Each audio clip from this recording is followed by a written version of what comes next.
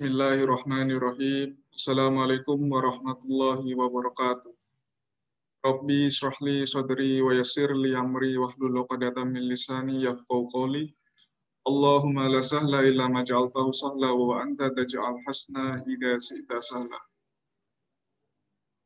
Mohon izin memperkenalkan diri, nama Taruna Muda Muhammad Taufik Subianto, notar 2003050, kelas MTP 11, izin mempresentasikan tentang apa itu IoT dan apa pemanfaatannya di bidang perkeretaapian. Yang pertama, apa itu IoT?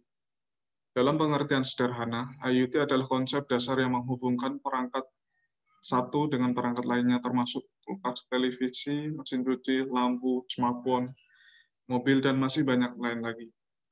Selain peralatan-peralatan sehari-hari, IoT juga bisa menghubungkan berbagai komponen mesin seperti mesin jet pesawat terbang, bor pertambangan minyak, dan lain-lain. Seluruh aktivitas dalam IoT dapat dikendalikan oleh suatu perangkat elektronik yang merupakan pengertian dari bagaimana IoT bekerja. Pada dasarnya, jika kita memiliki peralatan yang mempunyai saklar on dan off, peralatan tersebut mempunyai kesempatan yang besar untuk digunakan dalam IoT. Jadi IoT adalah sebuah konsep di mana suatu objek dapat memiliki kemampuan untuk mentransfer melalui jaringan tanpa memerlukan manusia ke manusia atau manusia ke komputer. IoT dikembangkan dan dikonferensi oleh teknologi nirkabel, microelectronic system, MIMS, dan internet. Singkatnya, IoT adalah sesuatu yang dilakukan oleh internet dan terhubung oleh internet pula. Dalam konsep IoT, peralatan-peralatan terkoneksi dengan internet adalah akan memberikan update data sekaligus sebuah kontrol melalui uji internet secara remote sehingga akan terhubung secara otomatis. Potensi dan tantangan Internet of Things dalam sektor logistik adalah beberapa penjelasan di atas disentuh bahwa IoT memberikan berbagai kemudahan kepada perusahaan dan pelaku bisnis yang mengadopsinya. Bisnis jasa transportasi logistik memiliki masa depan yang sangat menjanjikan. Salah satunya karena ekspektasi publik terhadap kualitas pelayanan menjadi tolak ukur dan penting bagi bisnis jasa berbagai moda baik lokal maupun internasional. Sektor jasa logistik transportasi saat ini terus berkembang dan memberikan layanan yang berfokus bukan hanya keselamatan, tapi kecepatan dan ketepatan. Oleh sebab itu, kebutuhan pada presisi dan menjadikan keniscayaan pada pebisnis. Pada sektor bisnis yang bergerak di bidang distributor, retail, dan jasa pengiriman, penerapan IoT akan menghubungkan setiap pengguna aplikasi. Contohnya aplikasi untuk pengemudi, pelanggan, dan pihak distributor.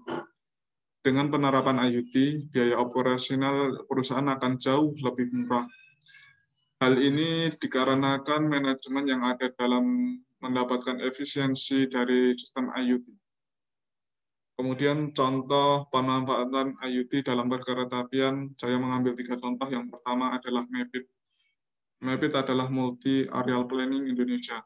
Yang kedua, GRMAMS, GRAMS, atau Genset Reliability Availability Monitoring System. Yang keempat, kamera pendeteksi berbasis Artificial Intelligence, atau AI.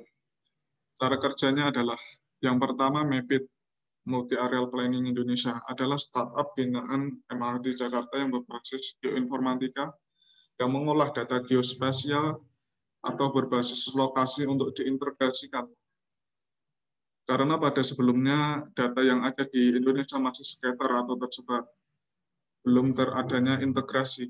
Dan sebenarnya dari semua data yang ada, sekitar 80% data yang memiliki referensi lokasi. Sehingga dengan hadirnya MEPIT dapat mengoptimalisasi bisnis, mempermudah marketing, dan bahkan membaca behavior atau perilaku seseorang yang didapat dari smartphone yang merupakan IoT atau Internet of Things. yang kemudian akan dibuat dengan demografi perpetaan berdasarkan umur, jenis kelamin, pendapatan atau income, pekerjaan atau minat kesukaan. Hal ini sangat penting untuk memudahkan membuat kebijakan ke depannya, di mana dalam perkeretaapian tidak hanya perpindahan penumpang saja atau yang membahas sarana prasarana saja, tetapi juga di dalamnya ada TOD atau Transit Oriented Development, sehingga roda bisnis dalam bermasyarakat akan terus berputar. Yang kedua, grants atau Genset Reliability and Availability Monitoring System. PT KAI dan Telkomsel telah menjalin solusi baru yang dinamakan grants.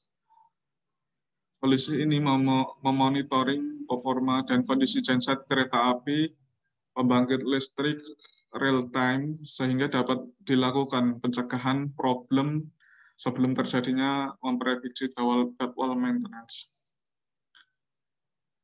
Meliputi kelistrikan faktor daya voltase, arus listrik, kondisi mesin, suhu tekanan, oil RPM, status masa operasi mesin, kondisi baterai, hingga lokasi. Cara kerjanya adalah dengan menempatkan sensor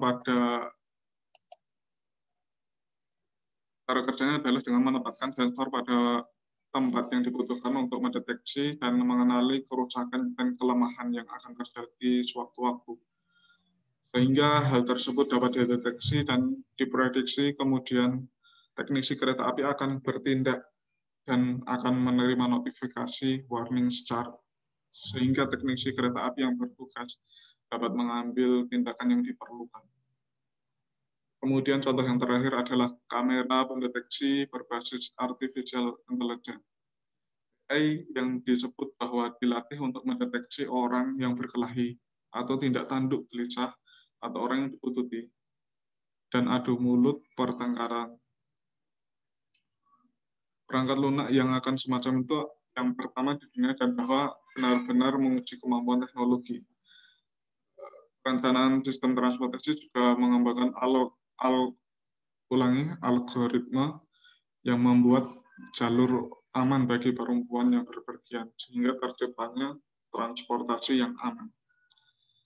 Sekian presentasi dari saya tentang IoT dan penerapannya dalam bidang perkeretaapian. Apabila ada salahnya, itu datangnya dari saya, dan apabila ada lebihnya, itu datangnya dari Allah SWT. Wabillahi taufiq wal hidayah, wassalamualaikum warahmatullahi wabarakatuh.